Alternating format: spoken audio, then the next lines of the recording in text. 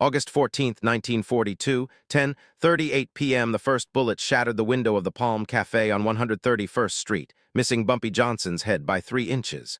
Glass exploded across the room. Women screamed.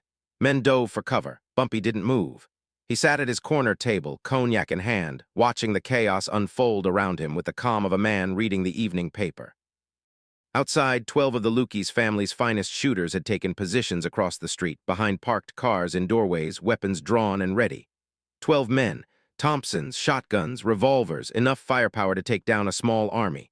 Inside the Palm Café, Bumpy Johnson had 6 men. 6 against 12, no cover, no escape route. The front door was a kill zone. The back alley was already blocked. The lead shooter, a man named Carmine the Butcher Falcone, stepped into the doorway, Thompson's submachine gun leveled at Bumpy's chest. "Johnson," Falcone called out, his voice carrying over the terrified silence. "You've got 10 seconds to walk out that door. Make it easy on yourself." Bumpy took a slow sip of his cognac, set the glass down. Then he looked at Falcone and said 6 words that would echo through organized crime history. "You brought guns, I brought Harlem." What happened in the next 7 minutes became the most legendary shootout in New York underworld history. But what nobody knew, what the survivors would only piece together years later, is that Bumpy Johnson had orchestrated every moment of that night. The ambush wasn't a surprise. It was an invitation. If you're not subscribed, hit that button right now. This story is about to show you what happens when you bring an army to Harlem and forget whose territory you're standing on. To understand what happened that night at the Palm Café, you need to understand what 1942 looked like for Harlem, and why the Italian families had finally decided that Bumpy Johnson had to die. By 1942, America was at war. Pearl Harbor had been bombed 8 months earlier. Young men from every neighborhood in the country were shipping overseas to fight. Harlem had sent thousands of its sons to Europe and the Pacific, leaving gaps in the community that opportunists were eager to fill. Bumpy Johnson was 47 years old that summer. He had been running Harlem's numbers operation for over a decade. He had survived the war with Dutch Schultz. He had negotiated territorial agreements with Lucky Luciano that kept the Italian families south of 110th Street. He had built something that looked, to outsiders, like an empire. But empires attract enemies, and Bumpy's empire had attracted the attention of Tommy Lukey's. Lukey's was different from the old bosses. He was younger, hungrier, and convinced that the wartime chaos presented an opportunity that might never come again. Federal attention was focused on the war effort. Local police were understaffed, and Harlem, with its numbers racket generating millions of dollars annually, was ripe for the taking. The problem, as always, was Bumpy Johnson. Lukey's had studied Bumpy's operation carefully. He knew about the network of informants. He knew about the political connections. He knew about the community loyalty that made Harlem almost impossible to infiltrate. But he also knew something else. Bumpy Johnson had enemies within his own territory, men who felt overlooked, men who wanted more, men who might be willing to provide information for the right price. One of those men was a numbers runner named Theodore "Teddy" Banks. Teddy had worked for Bumpy for 7 years. He ran a profitable territory in Sugar Hill, collecting bets and paying winners with mechanical efficiency.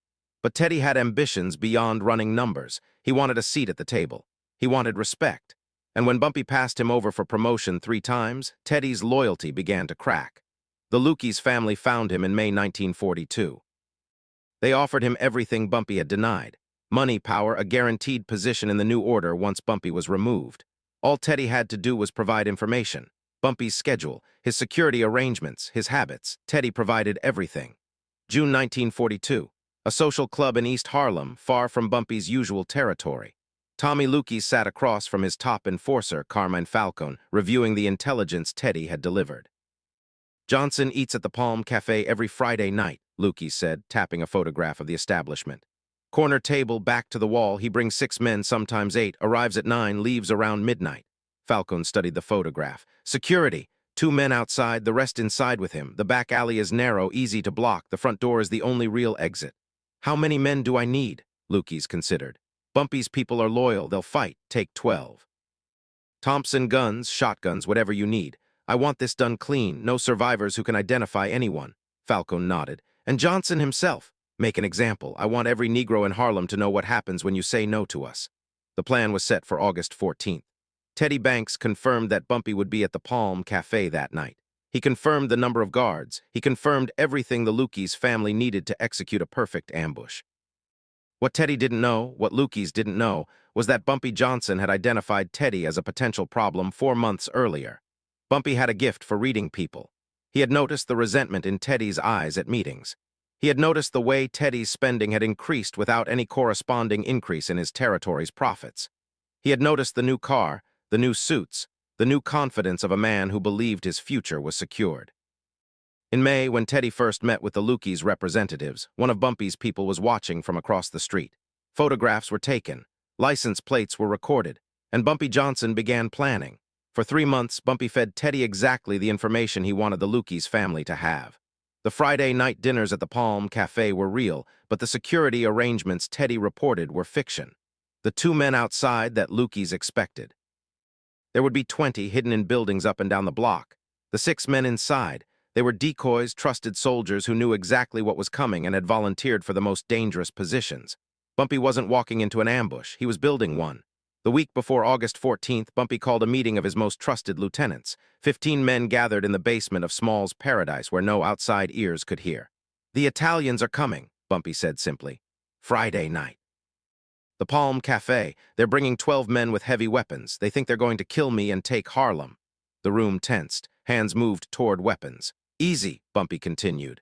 "We're not going to fight them in the café. We're not going to give them the war they want. We're going to give them something they'll never forget." He laid out the plan. 20 men would be positioned in buildings overlooking 131st Street. They would have clear sight lines on every position the Italians planned to use. When Falcone's men opened fire, Bumpy's people would not shoot back immediately. They would wait. They would let the Italians commit, and then they would reveal themselves. "I don't want a massacre," Bumpy said. "I want a message. When this is over, I want every Italian family in New York to understand that Harlem is not a target. Harlem is a fortress, and they are standing inside it." August 14th, 1942, 10:38 p.m. The first bullet shattered the window. Glass exploded. Screams filled the Palm Café. Outside, Falcone's 12 men opened fire from their positions. Bullets tore through the café's facade. Tables splintered. Mirrors shattered.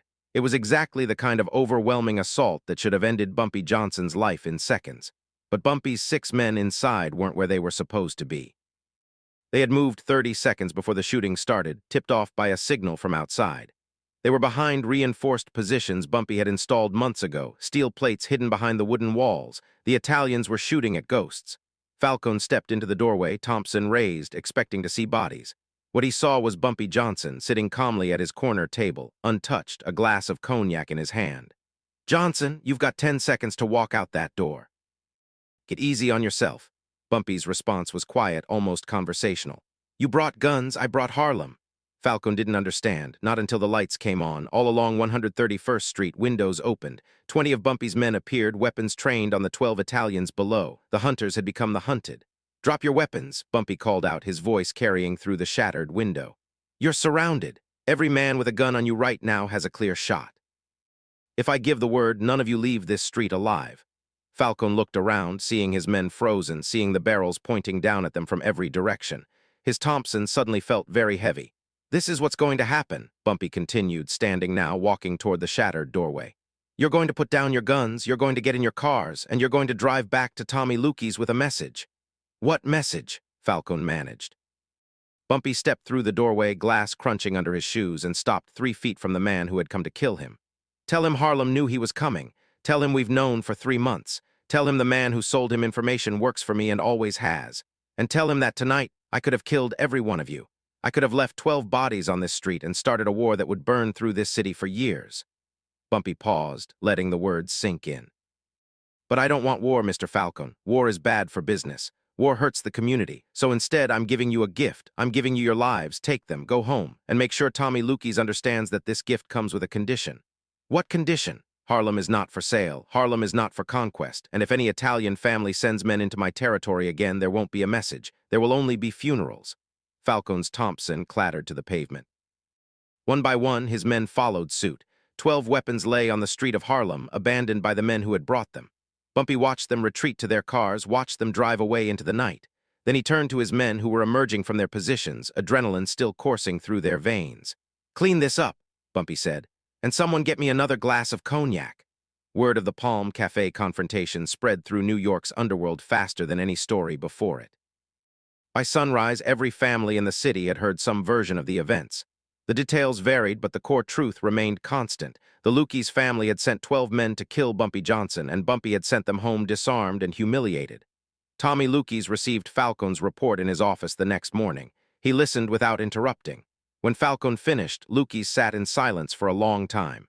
"He knew everything," Lukey's finally said. "From the beginning. The informant was working for him the whole time. We never had real intelligence. We only had what Johnson wanted us to have." Lukey's understood the implications immediately. Bumpy Johnson hadn't just defeated an assassination attempt. He had demonstrated a level of strategic thinking that put him in a different category entirely.